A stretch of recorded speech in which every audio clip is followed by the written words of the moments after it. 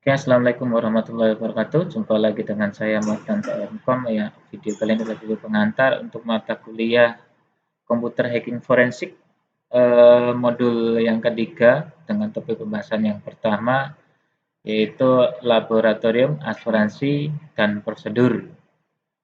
Nah ini hanya sekilas ya guys besarnya aja karena topik pembahasannya apa cuma sebentar ya. Ini saya jelaskan garis besarnya aja ya.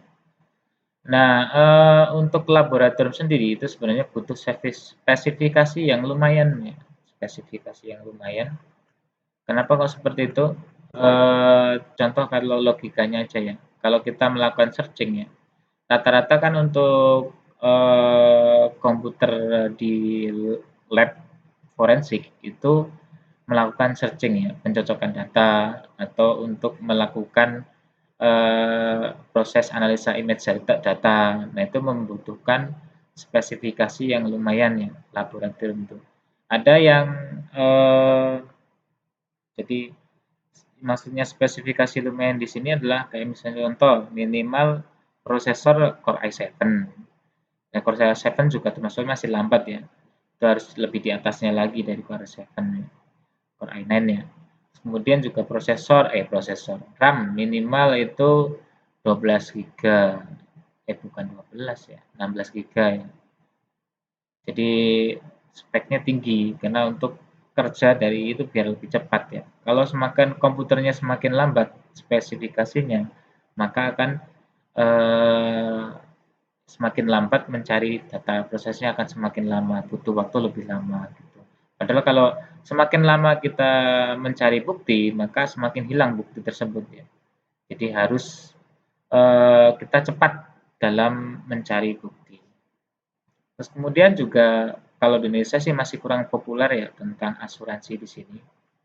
Jadi asuransi kalau kita apa di luar negeri itu asuransi sangat sangat istilahnya kalau kita misalnya kesehatan pakai asuransi bisa berobat dan sebagainya pakai asuransi jaminan hari tua pakai asuransi meninggal asuransi kecelakaan asuransi rumah asuransi mobil asuransi semua diasuransikan.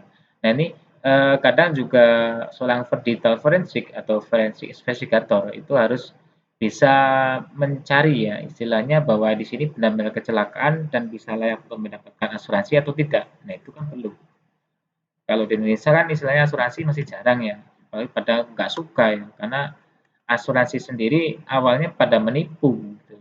Jadi yang saya lihat tuh, kayak contoh saya kasus misalnya prudensial ya, saya ikut salah satu nasabahnya, saya punya dua tanggungan asuransi, tapi ya kemudian saya menerima karena memang asuransi juga perlu gitu. Di situ ada asuransi kesehatan, asuransi jiwa ya, kalau saya meninggal anak saya dapat waris gitu, contoh seperti itu. Jadi makanya untuk uang investasi kita itu sedikit ya. Jadi misalnya dari 500.000, 200.000 untuk asuransi sendiri, kemudian 300.000 untuk penyimpanan kita, istilahnya untuk investasi kita. Jadi ya seperti itu.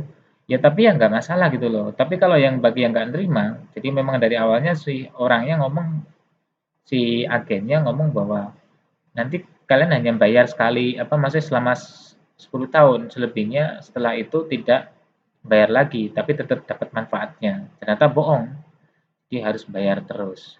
Kemudian kalau logika kita bayar 500.000 selama 10 tahun, otomatis kita kan setidaknya harus dapat 60 juta ya. 60 juta.